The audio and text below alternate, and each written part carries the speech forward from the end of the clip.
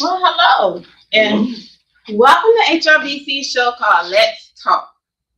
So today we have Pastor Aaron Smith-Artis and Deacon, his husband, Lorenzo Artis. Welcome. Thank you for having us. Thank you. Would you like to tell us a little about yourself? Well, I am I guess the best way I could describe it is I am a man that is on a mission to do something new and even great in the second half of my life. Um, I am getting to this place has been a journey, and there were times that I questioned a lot of things, but now I'm at a place where I question no more. Um, Man has no heaven or hell to put me in, and I am in a season of happiness in my personal life and in my career life and spirit.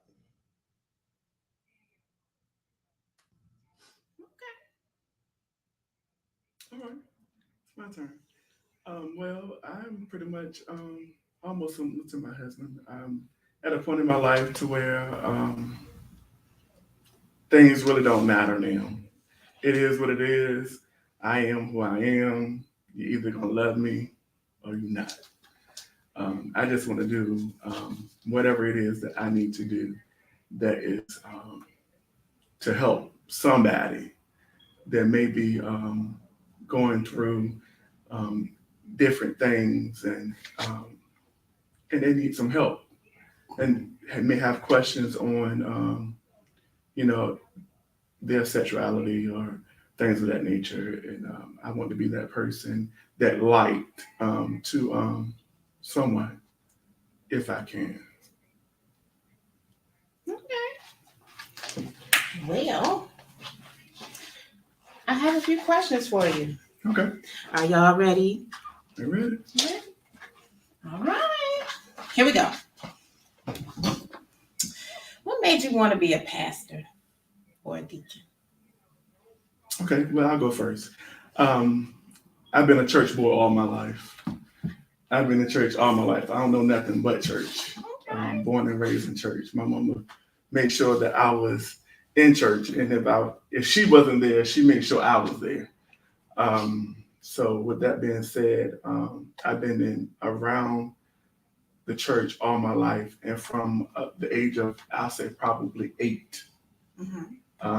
I knew it was something different about me because I've always wanted to be involved in God's work. Mhm.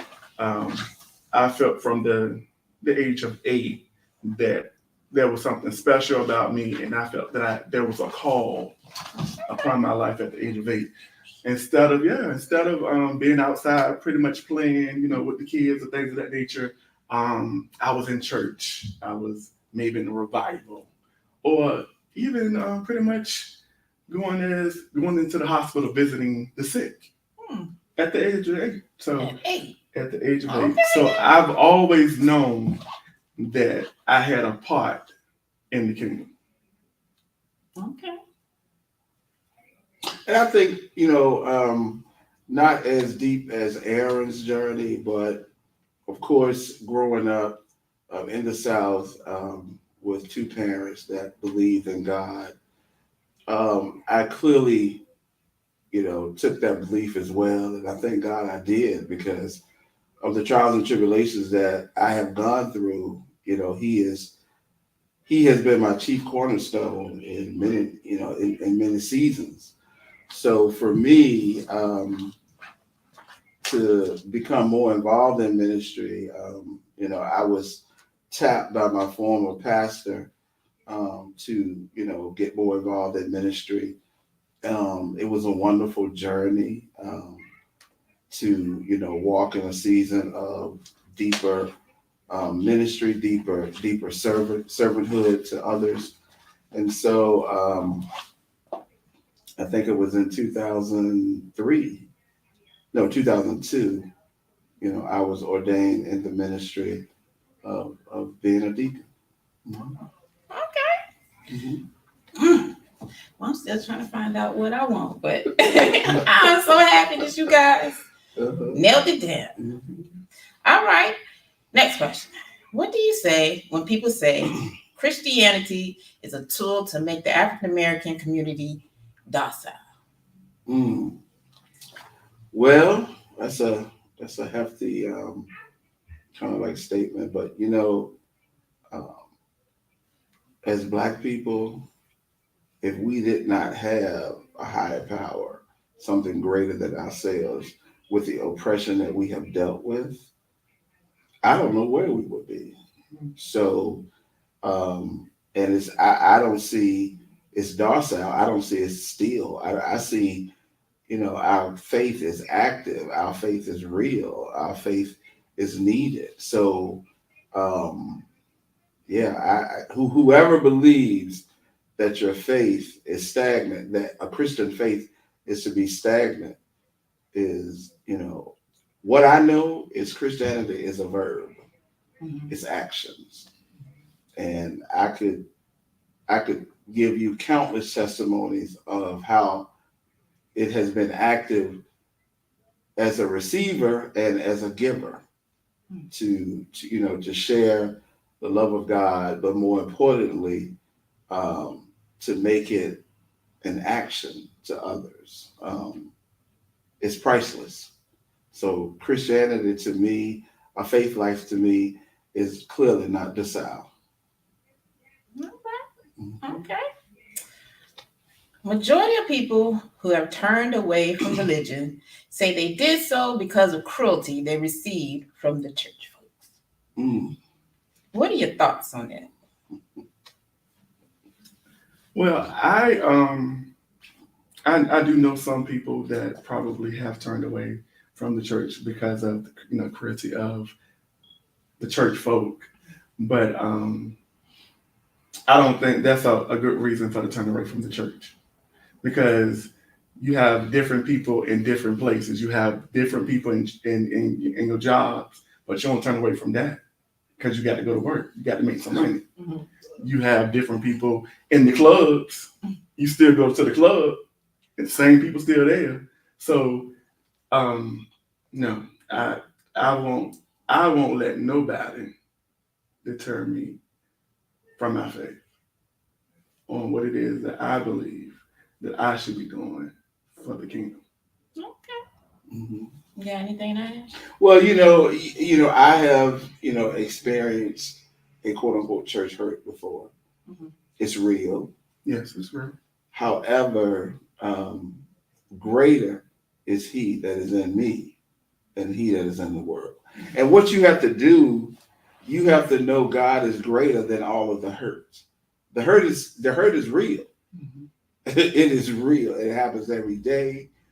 And I thank God for affirming ministries. I thank God for ministries that welcome all.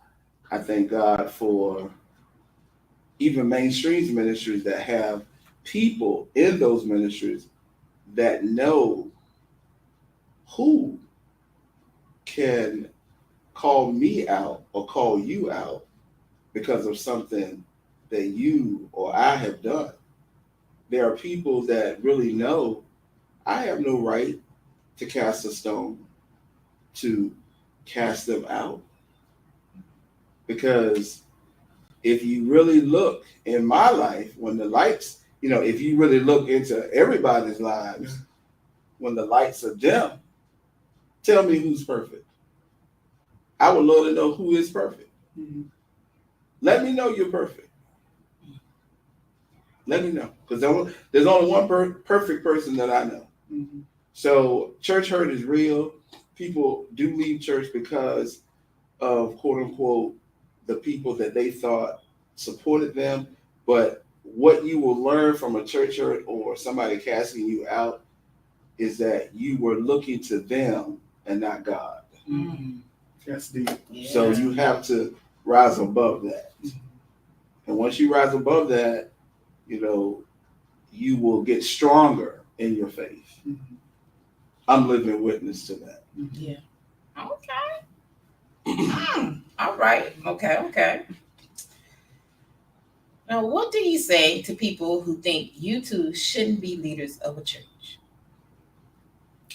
Well, I would say, well, that's your opinion. That's what I would say. But I know what the Lord told me. I know what the Lord has spoken over me. I know what I heard him say to me. Mm-hmm. I can remember when I was first called into the ministry, I felt that way. How can I be this because I am that? But he knew who I was and what I was when I was conceived out of my mother's womb. So with that being said, I had to let that go and say, he knew who I was then, he knows who I am now. So I am who he wanted me to be. Okay. So with that being said, I'm here for a reason. Mm-hmm.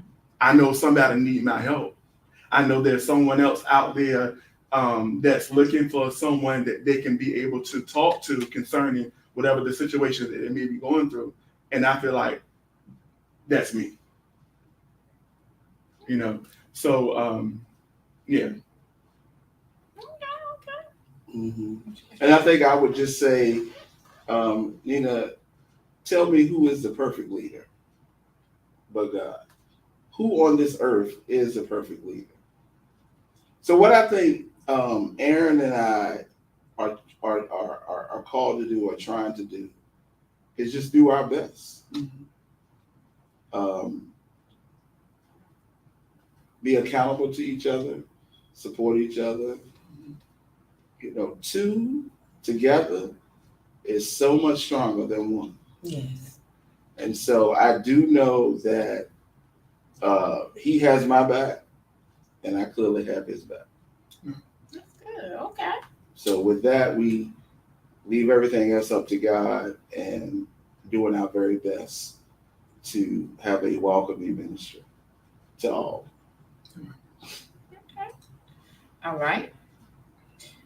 What would you say to a person who is thinking about ending their life because they think life just isn't worth living? We can talk to them. Well, I would say let's reason together. Let's reason together. Let's talk about why you want to take your life.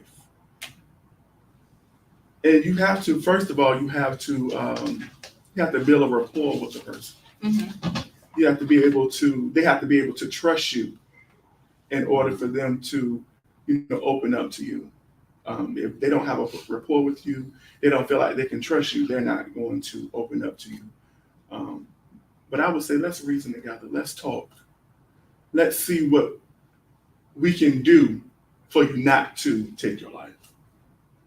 Because if you're here, you were put here for a reason. There's a purpose and a reason for you being here. Amen. And if you don't know what your purpose is, let's reason together to see what your purpose is. Amen. Okay. And it's an interesting question. I'm in my final stages of finishing in my MSW, and I have been in the field of working with individuals who deal with that issue almost every day. Yes. And one of the things that is, that the reality is, if somebody really wants to take their life, they're going to be gone. Mm. They don't call for Jimmy, Bob, or Sue, or Mary. They just do it. Mm-hmm. That's part of the work that I have experienced. However, when someone reaches out to you, there's a chance. Mm-hmm. And what they're struggling with, Amina, is HOPE. Mm-hmm. They have lost hope. Mm-hmm. And so I try to encourage people, let's try to find out why you have lost hope. Mm-hmm. Let's dig deep. Let's look at the root. Let's look at what you can look forward to in the next hour. Mhm. I have personally counseled people in my profession that have been in that position. So it's real. However, when someone reaches out to you and they're talking to you about it, you have an opportunity to be a major life supporter for them. Mhm. So that's a good thing that somebody is reaching out. Mhm. But when somebody really wants to take their life, they typically don't reach out. So we need to be filled with hope at all times Yeah. to support others. Yep. Okay. All right. Um, what are your thoughts about abortion? Well, we as people, we have a choice. Mm-hmm. It's our choice. Mhm. Um, it's not my choice. I don't agree with it. It just depends on the situation, I would say. Mhm. For an example, if somebody was raped, Mhm.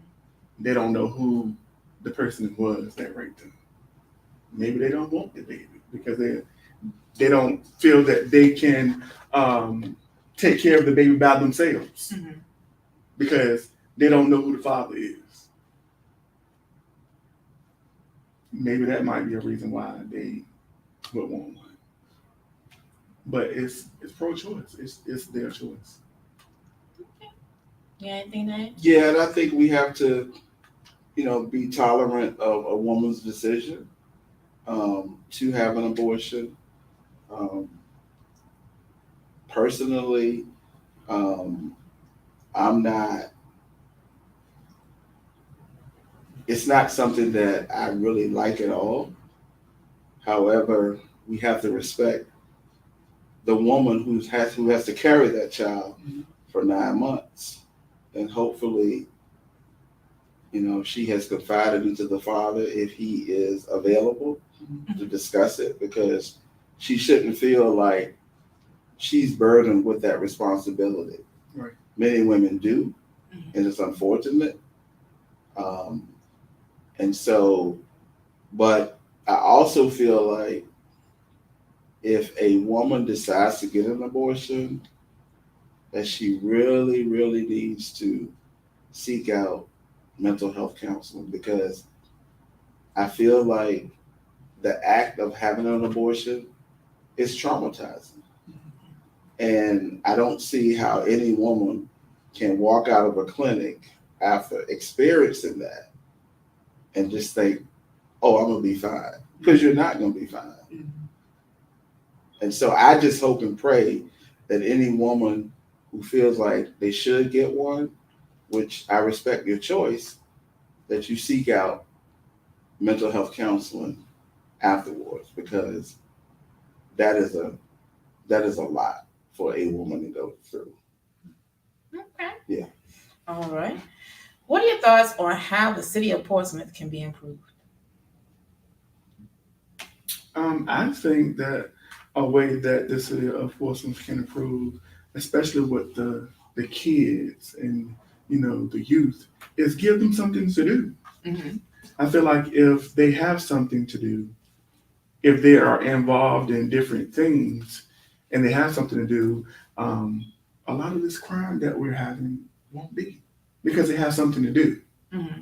So I think that if the youth were given something to do on a regular basis, maybe that would get rid of some of the crime. Okay. And I think, that's a major ingredient, however crime is performed by adults as well. Yeah, that's true. And so I feel like there's, I work with people that live in different areas, and, Portsmouth has in a lot of ways, people in general see Portsmouth as as a as a bad place. Mhm. I don't know why necessarily it's so bad. There are people with beautiful homes here, There's a waterfront. So in terms of what can make Portsmouth better or reduce crime, I truly think it's a mindset. And I think if you live in Portsmouth and you feel like it's a bad place, it's a bad place. Mm. You know, you can feel oppressed in Virginia Beach, Yeah. anywhere. Mm-hmm. But I think I think there's an environment that people that don't live in Portsmouth feel like it's a bad place, and that translates into people that live in Portsmouth feel like people that don't live in Portsmouth think it's a bad place. Crime is, crime is up and down. When you turn on the news, every city in the 7 cities experience crime. Yeah. So I guess I would have to see factually written down that Portsmouth is more stricken with crime than any other locality before I can really say Portsmouth is that bad of a place. Okay. So as a citizen of Portsmouth, Mm-hmm. it always amazes me when you like tell people, "Hey, I live in Portsmouth." They be like, "You live in Portsmouth?" And I be thinking to myself, "My house is nicer than yours." Okay. And I don't want to jinx myself, but I've never experienced anything Wonderful. negative while living here in Portsmouth. So it always amazes me when people be like, "Oh, Portsmouth." But you know, you have crime in Norfolk, you have crime in Newport News, you have crime in Austin. Virginia Beach got even the great city of Virginia Beach has crime. Yes, it does. So it is very interesting when folks will be like, "You live in Portsmouth?" Yes. Yes, I'm a proud citizen of Portsmouth. And I love my home. I'm not from Portsmouth. I'm from Norfolk, but I've been here long enough. So. Yeah. Okay. So tell us about your church. Where is it located? And why the name All People's Church? Well, I'm not the founder of the church. Bishop Barry Randall is the founder of the church. He started the church 25 years ago. So it has not always been called All People Cultural Life Church. But like I said, he founded the church 25 years ago. We are in Portsmouth. Our address is 3622 Western Branch Boulevard. We are here on Wednesday nights for pastoral teaching at 7 to 8, and we're here on Sunday mornings at 11:30. We don't stay in church long. We are here at 11:30, and we are out no later than 1. Yeah. Okay. So tell us what makes your church, what would you offer to people to come here? Well, first of all, we have to go back in the day, and that's love. Okay. Some churches have lost the love for the people. And that's why our churches are empty, because of the love for the people. We don't show them love. We put the people down and things of that nature before they even come into church. We try to get them right, as we would say, but you shouldn't wear this, you shouldn't wear that. Give them all these restrictions. And this person right here is maybe a new convert, but you're telling them what they can't do instead of telling them what they can do. So that's where we need to stop that right there. And we need to go back to the basics, and that the basics is love, because the Bible said, with love and kindness have I drawn thee. And love cover a multitude of sin and faults. So I think that we need to go back to love. And if you come here, I'm gonna love the hell out of you, because that's where it started. That's how it was back in the day, when the old church mothers, they loved the people. my mother was a single parent. Mhm. So the old church mothers, they helped the younger women in the church. And when they told them something to do, they did it. And they did it in love. Mhm. And I feel like if we go back to love and showing people love, I believe our churches will be filled. Yeah, anything in the eye? You know, you said something when you met with us a couple of weeks ago that has stood in my mind. Do you remember what you said? I said a lot. What I say? Well, I have repeated it a couple of times. Yeah. And I love it when people say things and it resonates in my spirit. Mhm. You know, then you become a person I like. Hey. But when you took us out to dinner to ask us about doing this podcast, you said there's room at the table for everybody. Oh yes, yes. Yeah. And so, you know, we, you know, our faith, our Christianity, religion, it has come a long way. Mhm. And one of the things that I love, there's nothing new. There's nothing new to God. There's nothing new under the sun. Mhm. And so what I love about this particular ministry is that it is welcoming to everybody. Mhm. And everybody has a seat in this ministry. Mhm. Okay. And everybody has a seat to come and feel that they can worship however who they are. Mhm. And you can't always do that. Yeah. So this is, as you said, everybody, there's room at the table for everybody. Mhm. So here in Portsmouth, I see this as a place, another place where there's room Mhm. for anybody Mhm. and everybody who wants to come and receive the love. Amen. All right now. Amen. Okay. All right. Those are all the questions that I have. Is there anything else you'd like to tell the people? You got any events coming up? You know, what's going on? Mhm. No, we don't really have any pressing events coming up right now.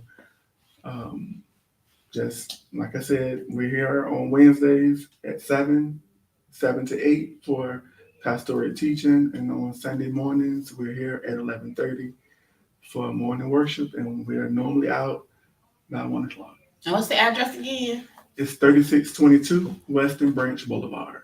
Okay. And the name of the church is? All People Culture Life Center. All right. Well, I would like to thank both of you for agreeing to come to the show. No problem. I appreciate you for asking us. guys. And that is all that I have, y'all. All right. Thank you.